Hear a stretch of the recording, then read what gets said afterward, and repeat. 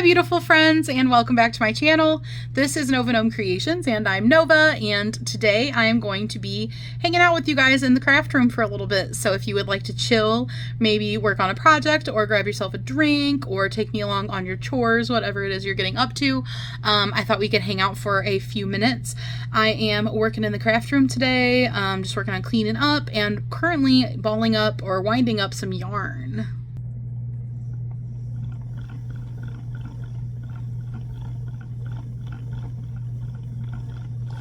So I am just balling up scraps, or caking up scraps. And this is Big Twist Dark Teal, by the way. A lot of times my scraps don't have ball bands with them anymore, but sometimes I do know what they are. And this happens to be one of those colors because I actually really love this color. This is one of my favorite of the Big Twist Value yarn colors. I don't know why. I just love it. It speaks to me. Maybe because it reminds me of Snorlax, which is a Pokemon. Because this is like straight up Snorlax teal. But I love this color. It's got like kind of a warm, cozy vibe to it without being a autumn color. Like usually when you think warm, cozy vibes, you think of like earth tones and browns and things like that. But there are some shades of colors like blue and purple and stuff that meet that like kind of cozy vibe, and I think this one meets that cozy vibe. So I'm almost through with this one, and I have such a small amount. What I'll probably do is make this into a magic cake, which I love to do magic cakes, but this is like an ugly magic cake that I just did a bit ago, because this is going to go into that like rug blanket shawl thing that I'm not really 100% sure what I'm making. It's probably going to be a rug, but I don't know. Every time I work on it, I'm like, I change my mind. It wouldn't be a blanket. It would probably be either a rug or a shawl, or like not a shawl, but like a wrap. But I kind of want it to be a rug just so that I can put my not so soft yarns in it. Because I do get some yarns like secondhand, and they're sometimes like, you know, not very soft. Like this one yarn that I'm putting in here is an old Red Heart Super Saver yarn that is scratchy.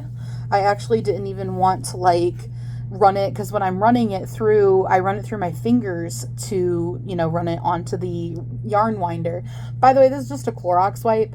As you're doing this, especially if you're using like old yarns or yarns you got secondhand or stuff, little pieces of like yarn fiber and like probably dust and stuff will fall off. So I like to keep something handy to clean it up. But yeah, so some of these yarns came like secondhand shops, like this brown.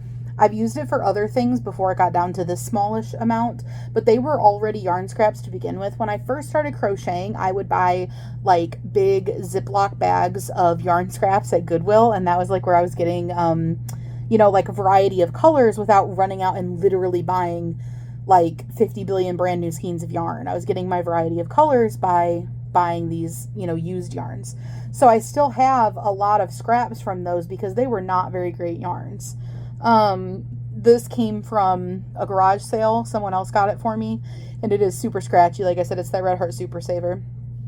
So I like to be able to put my less savory yarns into this rug project because it's got some really soft yarns. It's got some really not soft yarns. It's got some pretty yarns. It's got some funky yarns.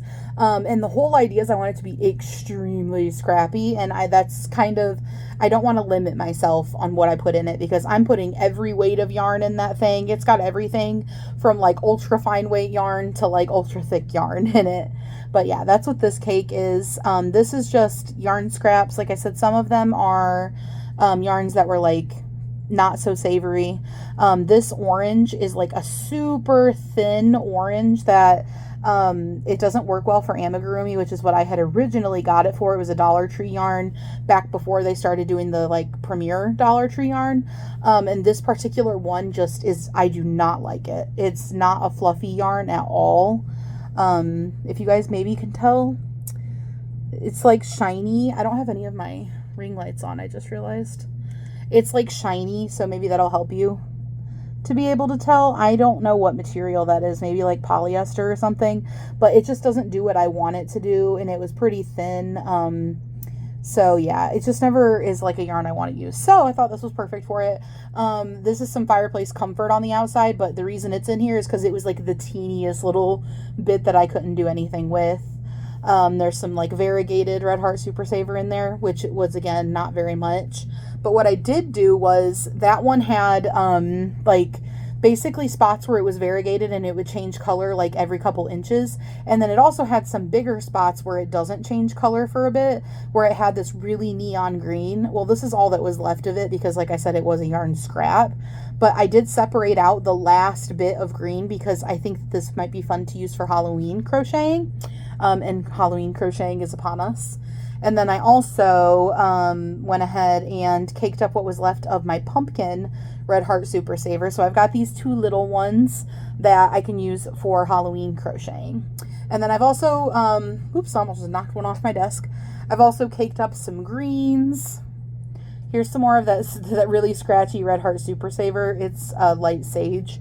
If I'm using that, I'm kind of trying to double strand it with softer yarn. And then there's some of this, which was actually in my scrap yarn bag to be used in my rug, but I think I might actually use this for pickle crocheting. I'm not sure, but I think it's like a good pickle green. And then, like I said, I've got right now this dark teal on here, but I'm going through my scrap yarn bag and working on caking up some of those. And then like also just some really floppy skeins that I have laying around, or that are in my storage cubes, but like I don't like having super floppy ones in there. They make it messy. So that's basically what I'm doing today is I'm working on cleaning up in here, trying to get it a little bit more back to being how I like it, because it is crazy in here right now. And then just caking up yarns. Before I came on here, I was actually listening to music, but I can't listen to music while I do stuff on YouTube because they get mad at me for like copyright. So, or they would get mad at me for copyright. I've never done it. Sometimes even my copyright-free music that I include in my videos gets copyrighted. Thankfully, I've never had like a copyright strike. There's a difference between like them finding copyrighted stuff and giving the money made off of that video to the person whose like music is in it versus like a copyright strike, which is like a strike on your channel. And I use copyright-free music, but sometimes randomly it'll like go back in time on my old videos and like copyright them. And I don't know why it does that. Like, I don't know why. And I swear sometimes it's not even that person. Like, I've had like a slew of Christmas music that's been doing it, from my Christmas videos. Because I've done like the 25 days of Christmas the last couple years. And I'll have like Up on the Rooftop and Jingle Bells and things like that. And it's like randomly copyrighting some of them and like trying to give money to like random people for them. But thankfully you can go back and like clip out the music and replace it. It's not very nice and like seamless like it is when I edit my videos. It'll be very like kind of jarring. The music will just like start without like, I don't know, building up to starting or anything, but it's what can you do, you know? And that is why I don't anymore I try not to include music in my videos, like pretty much at all, unless I really feel like it needs it. Just because it's not worth the headache of it randomly deciding that it doesn't want me to use those. When it was like, I was totally allowed to use them. But regardless, this is like a really soft yellow. I'm not sure where this came from at all. I feel like this was definitely a yarn scrap, maybe from one of those bags or something, but this one's like super soft and fluffy, plushy feeling. I like it. But I don't know where it came from. This has been in my yarn scrap bag for quite some time. And this happens a lot too when I'm winding yarn, is like it'll randomly get tangled or be tangled. This isn't too bad though. Especially when I'm doing a cake for my rug, I don't even like try to keep my tails for connecting the yarn from like being in there. Like that knot right there, for example, would be an issue if I was doing normal yarn, but because this is for my rug, I'm not even going to worry about it. And I think this is a big enough cake to go ahead and finish it. My rug is really scrappy. I have, you know, the spots where I connect yarn together, they're purposely not tried to be concealed or anything.